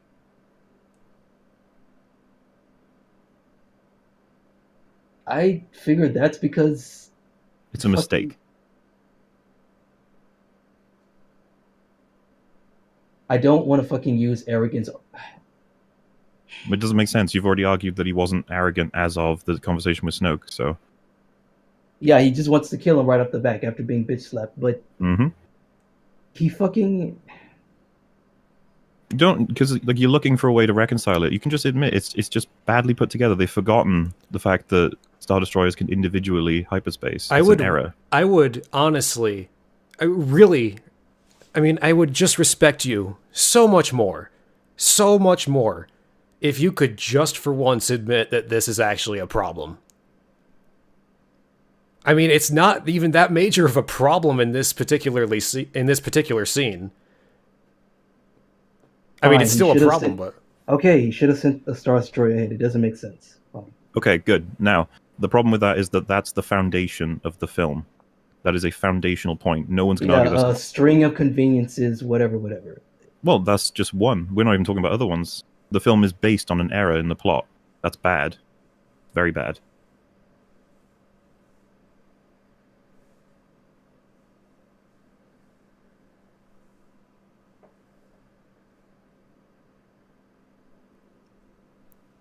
I don't know. I'm gonna go back to using Fanatical Universe again. Oh my god. There's no point. No. Like I said, I agree. Fine, I agree with you that he could have done that, but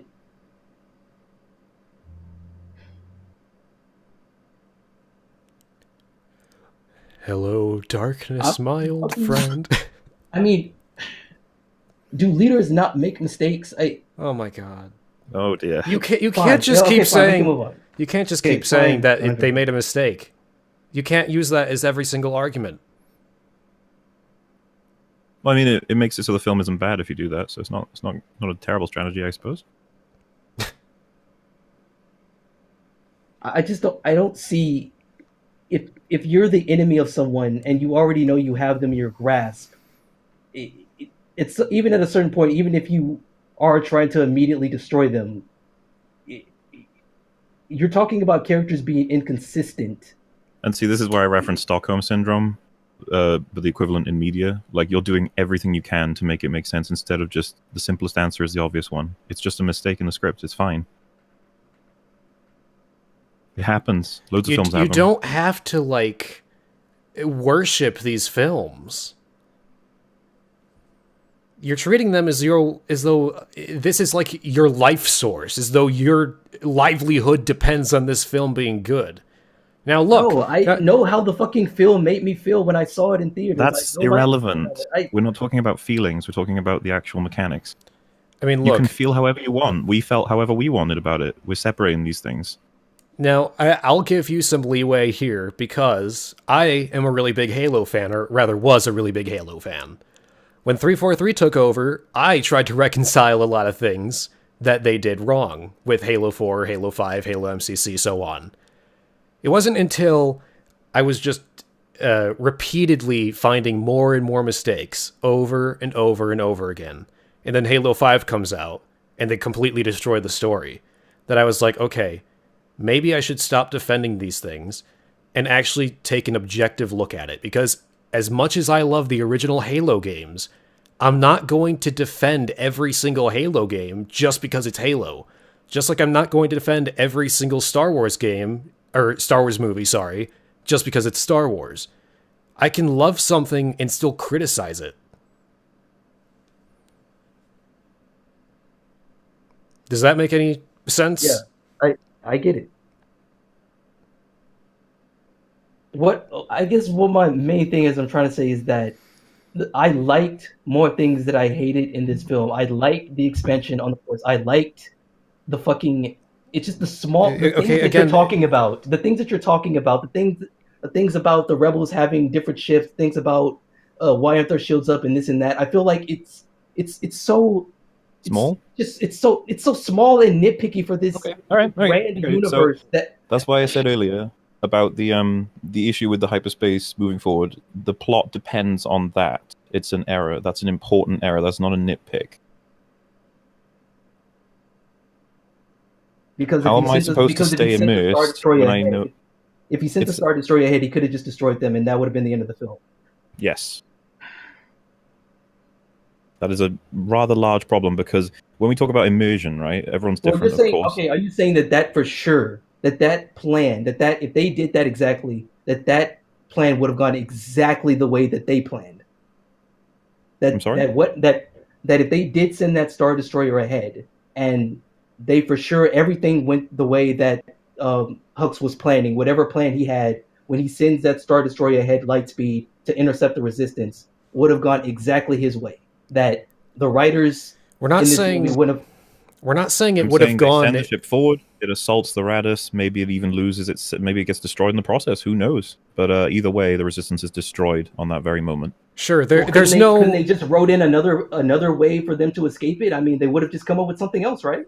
Well, that would also, depending on what they do, that would also be bad or good writing. That's all we're really arguing if for. They did something, we know the Resistance is resourceful. We know they're resourceful, so I think resourceful now for a theoretical version of the film where they argue correctly how the Resistance get out of it. I'm okay with that. We could enjoy that film, but we're not talking about that film. We're talking about the one we have, and the bad writing choice to ignore resources in order to have our slow space chase.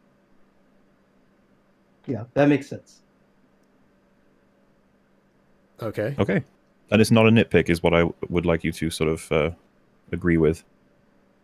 And the only thing that I really have to say against that is that, like I said, I don't care in this, again, fanatical Star Wars universe about that.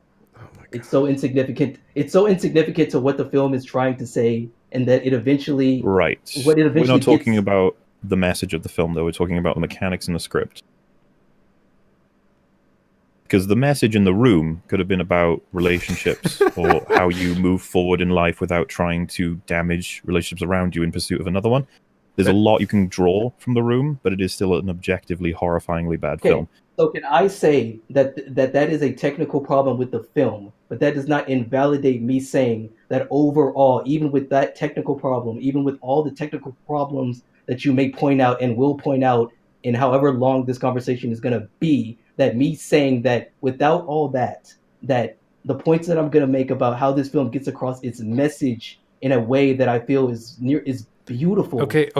Hold on, because we don't care about how you feel about the message. We don't care about the message. Hold on. We don't care about the message either.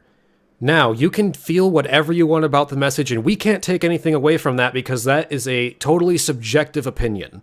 We can't say anything about that objectively. The message is whatever you take away from it. Sure, go ahead. You can think whatever you want. We aren't talking about the message. We're talking about the plot.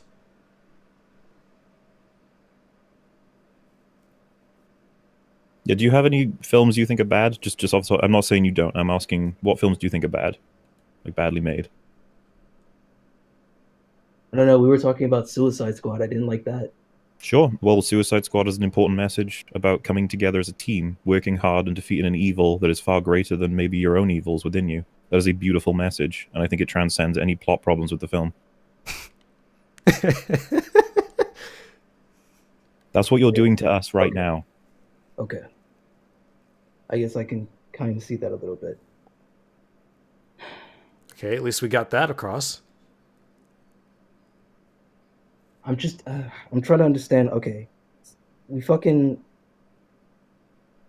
have a problem with these characters. Okay, let me just go to one character specifically. Let me go to Finn. Finn arrives on, what's the name of the casino planet? Canobite. He arrives on Canobite, and in my fucking fast-paced research, fucking 6 hour for this shit, I read some articles saying that, Finn is an inconsistent character because in The Force Awakens, he shows that he's a hero, he shows bravado, and now that he's on this casino planet, he fucking is like starstruck and shit, and he's acting like a bumbling idiot or whatever. Is that something that you would agree with? I wouldn't say he's a bumbling idiot.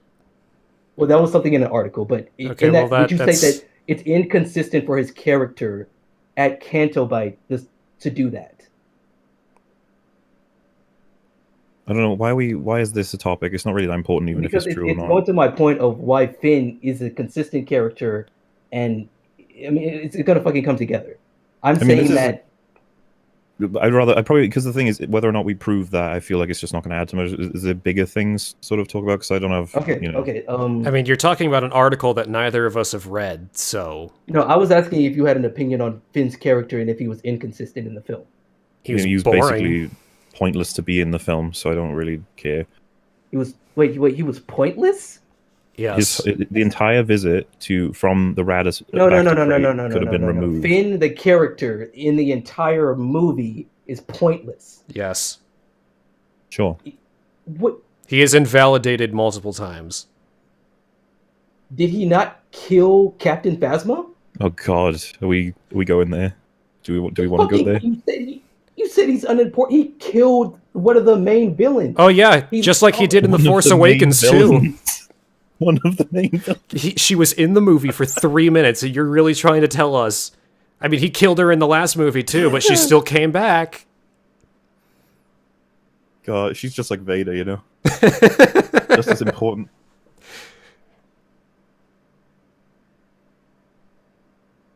I'm sorry, you just caught me off completely guard. disagree with. I didn't realize people actually defended that. I thought the Phasma was just No, universally I'm agreed defending the upon. fact that he has a point to the plot of the film. He's pivotal to it. Okay, so him killing Phasma means that she couldn't not But be in that's one Seeds. thing. But he was part of the mission on Canto, right? He was part of the mission. Which did what? What did what? What did Which Canobite did do? what? What was important that we learned from Canobite? Aside from the We kid found the thing. code breaker. We found the code breaker. Okay, Who yeah, did alright. nothing. You're right. Wait, who did? Yeah. What came of getting to the Codebreaker? What came from that? He didn't he fucking unlock the door to the tracker Right. or whatever? Absolutely right. So what came from that? Calm down. You gotta calm. You gotta go. So what came from him getting into the tracker room? Well, they got fucking caught, but they weren't supposed to do that plan in the beginning. That plan wasn't supposed to Okay. be executed. Okay, so it led to them getting caught, which led to what? He betrayed them and for money and shit. Yep. And then they go to Crate, and they're back with the team that they were in the beginning, with nothing developed in terms of the plot. They may as well have just been put in a fridge on the Radis and then opened back up on Crate. Okay, Aside from killing that Phasma, is which is completely hilarious. unfair. They go to Cantabite. It expands on Rose's character, showing where she's from and the shit that she's been through, even reinforcing the shit that she stands for. So that's important for one. They fucking go there to get the codebreaker, and for one thing, Maz said to find the master codebreaker. That's the one that they were supposed to find. Instead, they go to this sketchy ass motherfucker who, come on, he was gonna betray them. So your first point was about development of character. We're talking about plot. Your second one was telling us that Maz told them to go for someone else and they went for a different guy. I don't see how this has any relevance at all. Try and stick to the plot. How did it further the plot by them going there? Okay, it establishes more of Rose's character. They find the codebreaker, That's which character. they went there for. Yeah, it's character. Where she's from. We're talking about the plots. Okay, we're arguing for plot. We can talk about character. We're arguing for plot first. You're saying why was it pivotal for the plot for them to go there? Yes. No, I'm asking what relevance at all did it have? The plot, the plan to find the master codebreaker. Which was pointless. It was completely invalidated by itself by the end. But wait, I thought that was the fucking point. I thought they were supposed to. Okay, the point of going to Canobite was to find the master codebreaker so they could get away. However, that was invalidated because they didn't get away. Because they didn't even disable the tracker. It was a trap, and then he sold them out. Okay, so there was no reason for it. Saying that they did all that shit, and at the end of the day, he just got betrayed, and it is all for nothing. Right? Yes. That's the thing. It's all for nothing. It's bullshit because it was all for nothing. It didn't lead to anything. Because if you took that out of the movie entirely, nothing would have changed.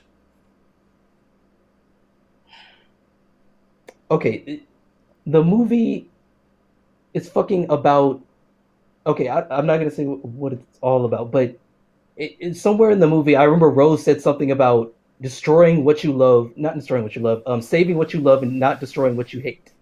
Fucking Poe Dameron, fucking Poe Dameron.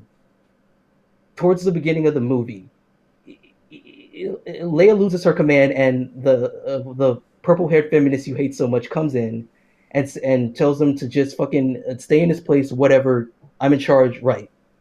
And then he comes up with this fucking plan that really sounds ridiculous, and I believe you said something about it being ridiculous in your video. Yes. This convoluted plan to get to Canto Bight and find the codebreaker and do all this shit.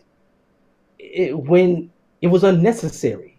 It was unnecessary because if he just listened to what the fucking general said, if he would focus on saving what he loves instead of destroying what he hates, none of that would have happened.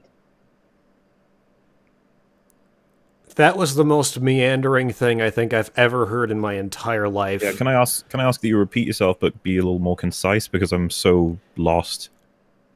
I'm saying that going to fucking Cantobite wasn't pointless just because at the end of the day they didn't disable the tracker. I'm saying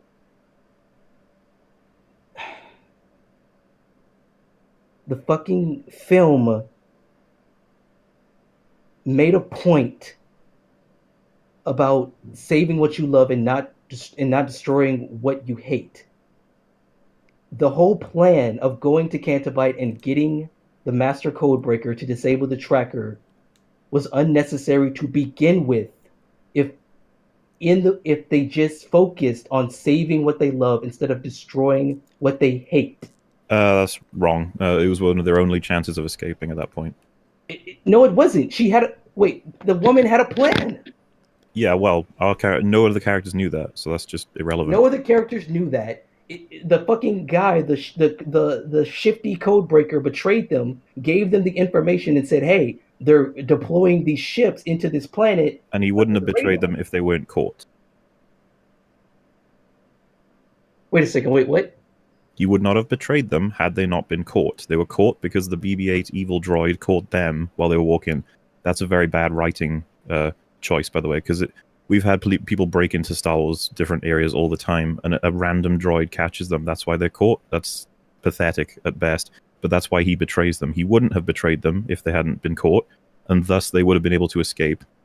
So it was a good plan. Okay, how can you actually be for sure of that? Because he was shifty on shit from the beginning. He said something about, "Oh, we're all because the same." He helped them break in, and it was only once he was caught that he betrayed them. These are events that took place.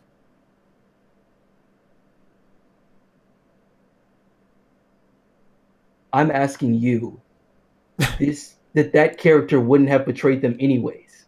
Is not a possibility. Well, I already have a problem with him anyway, because he didn't require money from them at all. He didn't require anything, and he was still willing to put himself at massive risk. There's problems all over this, by the way. The other thing is, why didn't the Empire choose to kill him or torture him for the information instead of making a deal with him? There's so many things to go over here that don't make any sense, that, like, I can barely take this seriously.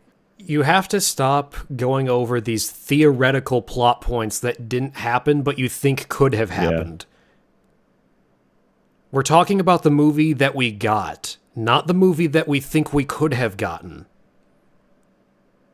And the fundamental right now is whether or not their plan would have been fruitful, which it would have been. Everything was working out. They got caught by the BB-8 droid. The writers decided, we're going to get them caught. Okay, that's sort of thing. Okay, look, just don't call me fucking stupid. I don't understand why I have never called you stupid. I don't understand why it's a problem for the BB-8 droid to... Plans fail. Plans fucking... Why is that a problem for the BB-8 droid to find them? Why? It's sloppy. Right. Well, because it's sloppy. Yeah, there you go. Like you just said, it has nothing to do with... I don't understand. I don't understand. Flaw. It's just, they were caught. Oh, okay. It's just really uneventful. Okay, it's very bad writing. Okay, I'm not a fucking writer. It's bad writing because... I wouldn't call that bad writing. That's not bad. That's possible. It's absolutely possible. It's just really weak. We expect more from a story like this. It's like, funnily enough, a comparison is that quote. Do you guys remember from the third prequel film? They get caught in ray shields, and then he's like, "How did this happen? We're smarter than this." And it's like, "Yeah, how did that happen? How did our Jedi's just get caught by a random automatic security?" It's like, it's pretty lame. And it's just like, yeah, it's because the writers were like, "Fuck it, we need to get them caught by Grievous now." It's the same deal.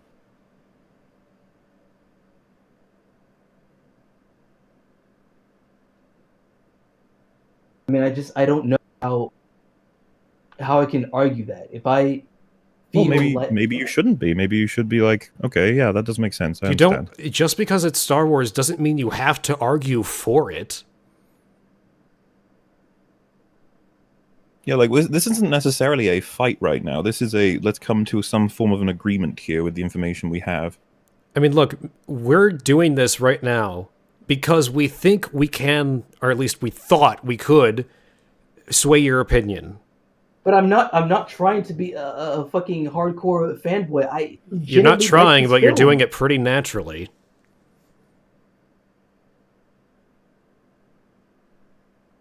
I mean, look, you came to me pretty aggressively, I think it was 2 days ago, about the Black Panther and the Last Jedi thing. That was the only reason I even started talking to you. Yeah, because I was like I look at your videos and I like them, but recently I was just personally offended by some of the ways you fucking using race and shit in your videos, and maybe I stepped ahead of my fucking little self to challenge you, but I do feel a certain way about these films. Okay, I well, like them, and look, I don't think Wolf's videos really cover how people feel about things. He's usually more no, I'm focused just on the saying actual. that I was upset, that I was fucking upset at some of the shit that he said about Black Panther and the shit he said about fucking The Last Jedi, calling the women Asian bitches. I had a fucking problem with it. Right, but I didn't mean to just like you've fucking come here and just be like, oh, fuck you and shit. Okay, that's how I fucking felt. okay, but And now I'm trying to defend this movie. okay, look. When I was his videos before, right? This isn't new from Wolf. He's controversial, this has been like my shtick since I started on YouTube. and I've only started watching him in the past month, so and I know that. However, that's not the point. The point is that you came to me pretty aggressively the other day about these topics, which is why we had that conversation yesterday, because I thought I may act like I think you're dumb. And, in this respect, I think you're making really dumb hold on. I think you're making really dumb arguments.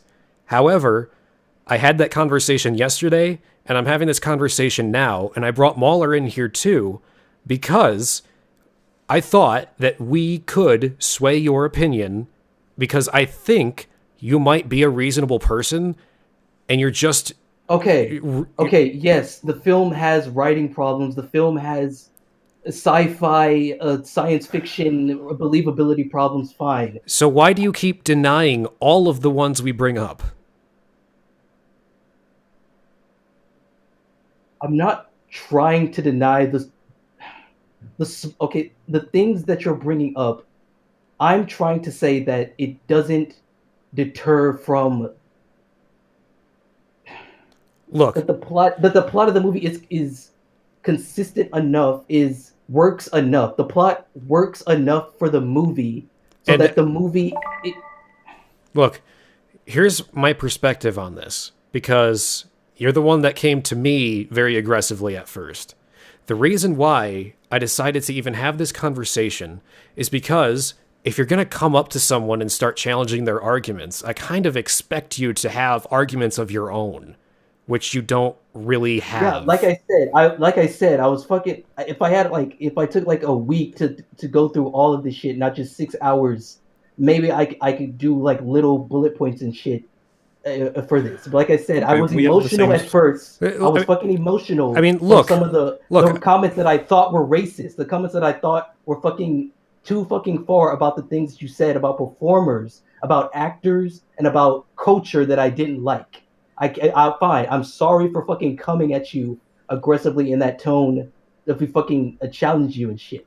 Look, first off, we didn't even have to do this today. We never made a specific time to do this. I didn't even think you were going to watch all of Mahler's videos last night.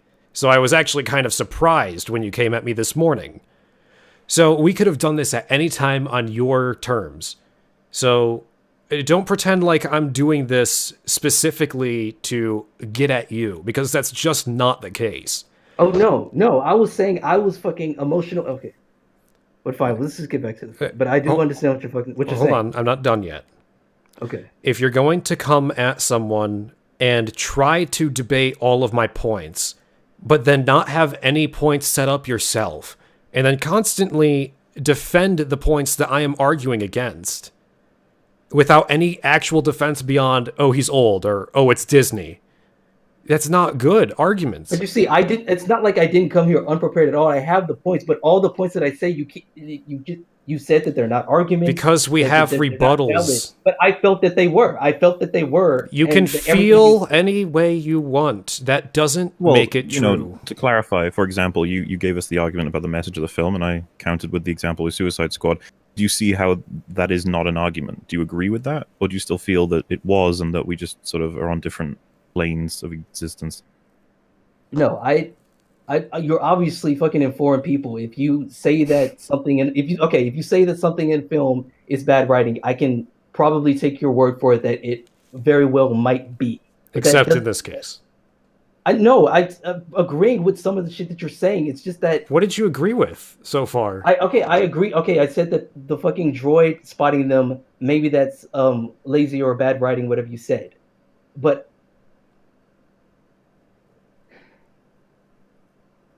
it doesn't. I got a question for you, because you said you had some issues with this movie. I'd like to know what your issues with this movie are. Because you never talked about that. You've been defending it, but you just said that you have issues with it. So I'd like to know what your issues are specifically.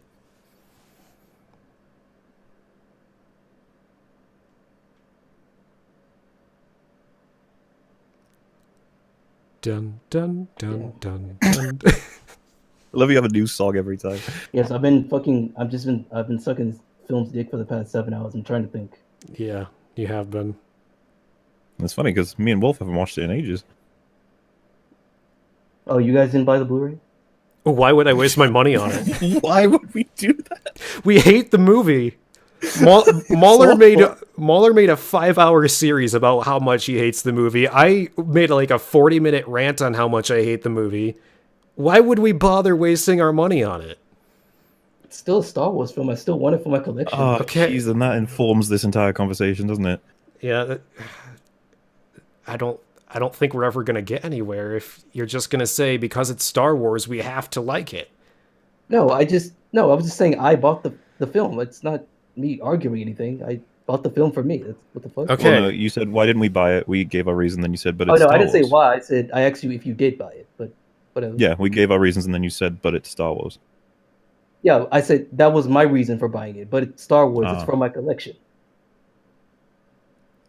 You have my condolences.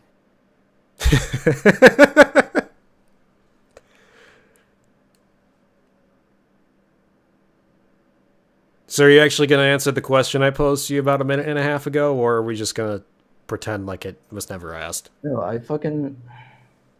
mean, just name one problem you have with the movie. Any. Doesn't even have to be big. I mean, you said you had problems with it. I just want to know what they are.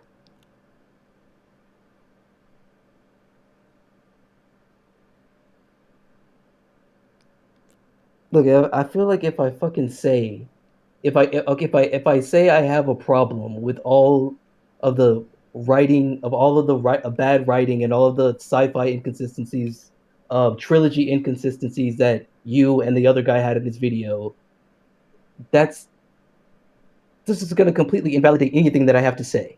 Because how can I fight? How can I fight for something if I just say, well, everything that you said about it is right? If I don't, Well, this If I would don't be at the least- process of changing your mind, right?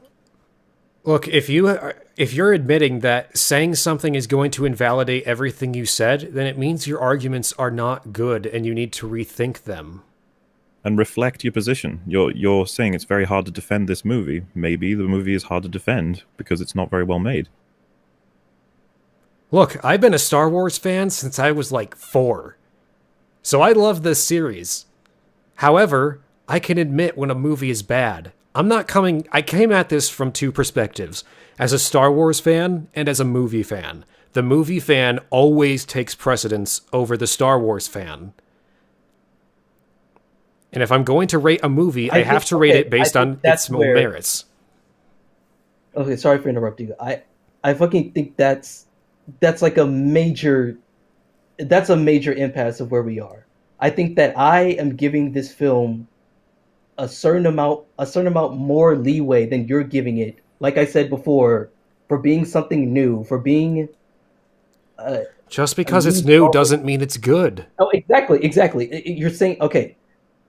Also, wait, can I just clarify one thing? When Wolf says he's looking at it as a film fan first, that's not to say that the perspective is subjective. He's saying from a position of like film theory, logic, scripts, all that, before looking at it as a Star Wars fan. Like a standard is what he's doing, rather than coming from it as a Star Trek fan or a fan of sci-fi. Exactly, because look, if I'm going to criticize a movie because of one thing, if another movie that I'm a fan of has that same problem, it would be intellectually dishonest of me to not criticize it for that same problem. So if I see bad writing in The Room, and I see bad writing in The Last Jedi, but I don't say anything about The Last Jedi, then that means I'm being a hypocrite. Because if I'm going to criticize one thing, I have to apply the same logic to another thing, even if I like it.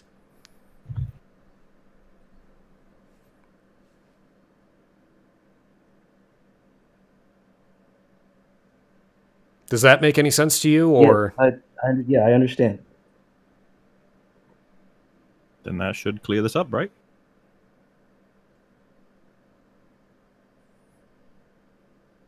I don't. I.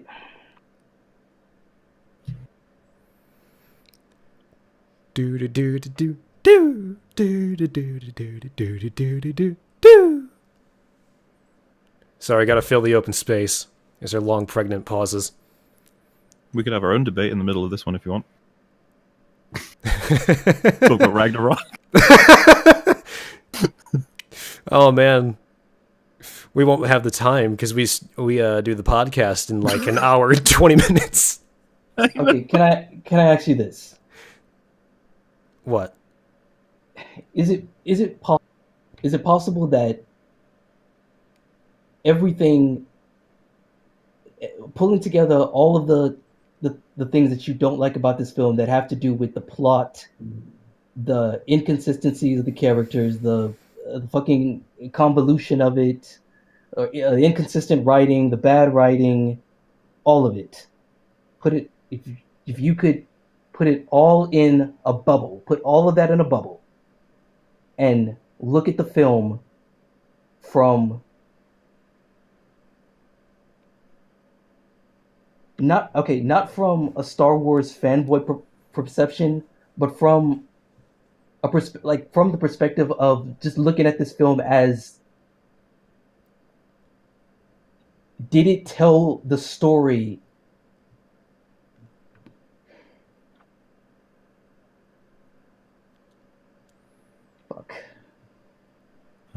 Dude, it's I'm trying to.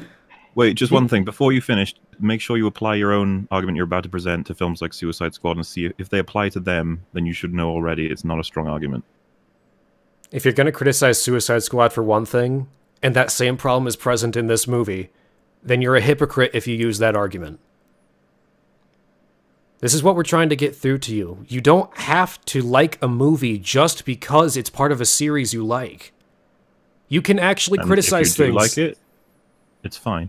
You can just accept that it has flaws. I mean, look, Lots in this case. I find the Hobbit movies entertaining on some level, enough that I did buy those movies. I also don't think that I really don't think those movies are good. There's a lot of problems with them. A ton. However, I do find it entertaining, but I do admit that they are issues. And this is coming from someone that's a huge Lord of the Rings fan. However, I have no problem with him saying that, despite hating the Hobbit films. Yeah. Because, I mean, me and Muller are probably going to agree on every single issue with The Hobbit. Probably, yeah, outside of like one or two. And it's because we use the same standard, though. And we've never met previously to a month ago. And we use the same standard. Look, the first time that I talked to him is because in one of his videos, he threw some shade at me. He shit on one of my videos, and that's how we started talking. Yeah, and we had a great conversation about Captain America, so... we've had many great conversations. This is one of them. Oh, yes, but those aren't public. Oh, yeah. Those are for the private DMs. I feel like we've reached a conclusion here. Yeah, fine. I can fucking accept all the technical flaws of this film, but like I said when this first started, I watched this movie last night and I came out of it with like you already said, fuck feelings and all that, but. Look, I'm not saying, neither of us are saying that you can't enjoy the movie. You can like the movie all you want. That's fine by me. I feel like we've gotten through because you're arguing against your own arguments without us now. Like, you're getting there. You're countering yourself. Like, we don't even need to do it for you anymore. This was the point of this whole conversation, is we knew... Yeah, I feel like this has been good now, because you're doing it for yourself. You don't need us anymore. Exactly. Look, we can't take away from you liking the movie, and I have never argued against someone liking something, even if it is bad, even if I don't like it. You can like it. I mean, Mahler likes Captain America: Civil War. I don't really like it. He likes Thor Ragnarok. I think that's one of the worst movies I've seen in a while. However, I'm not gonna shit on him because he likes the movie, because that's his opinion and he can like the movie Also, even I if love I don't. Civil War. Let's correct the record. I adore Civil War. Yes, yes, we had a long conversation about that. But yeah, you see, we aren't arguing against you liking the film. You can like it all you want. That's fine. However, the reason why we even had this conversation to begin with is because you opened up your confrontation with me about how I was wrong about the movie and how you had better arguments. So this whole thing is based around us trying to convince you that we have our reasons for not liking this movie.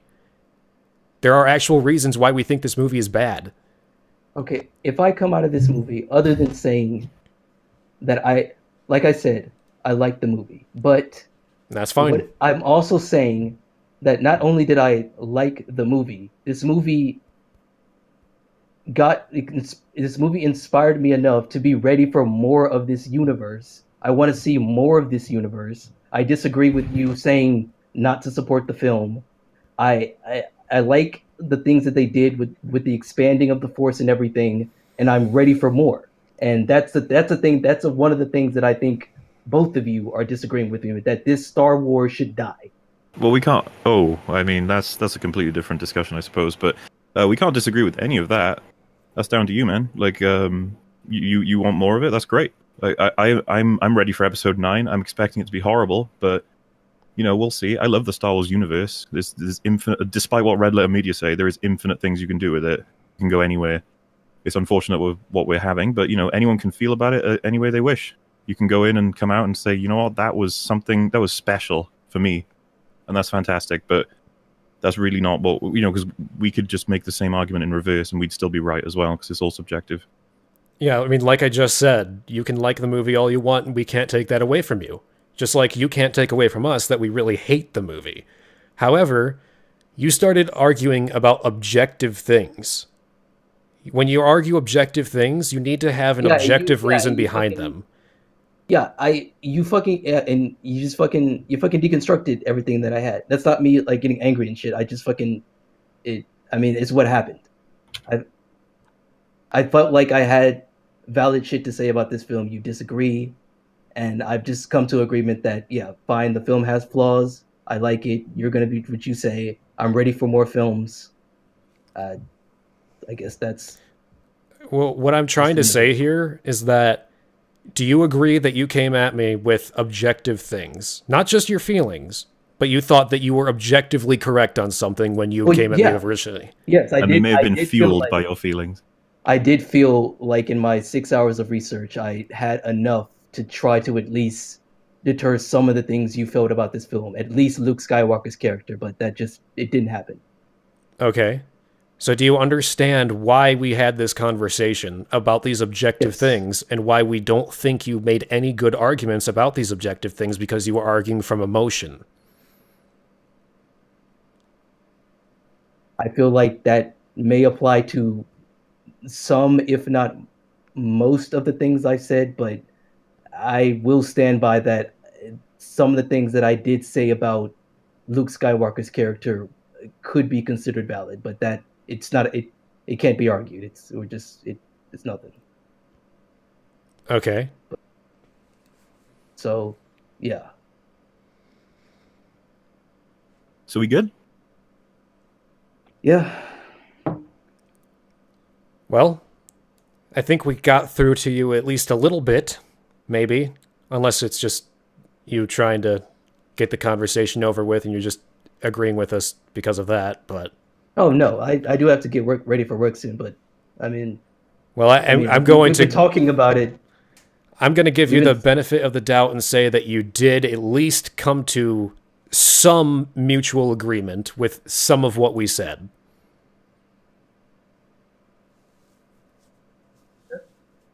Cool. Okay. It only took us 2 hours, but,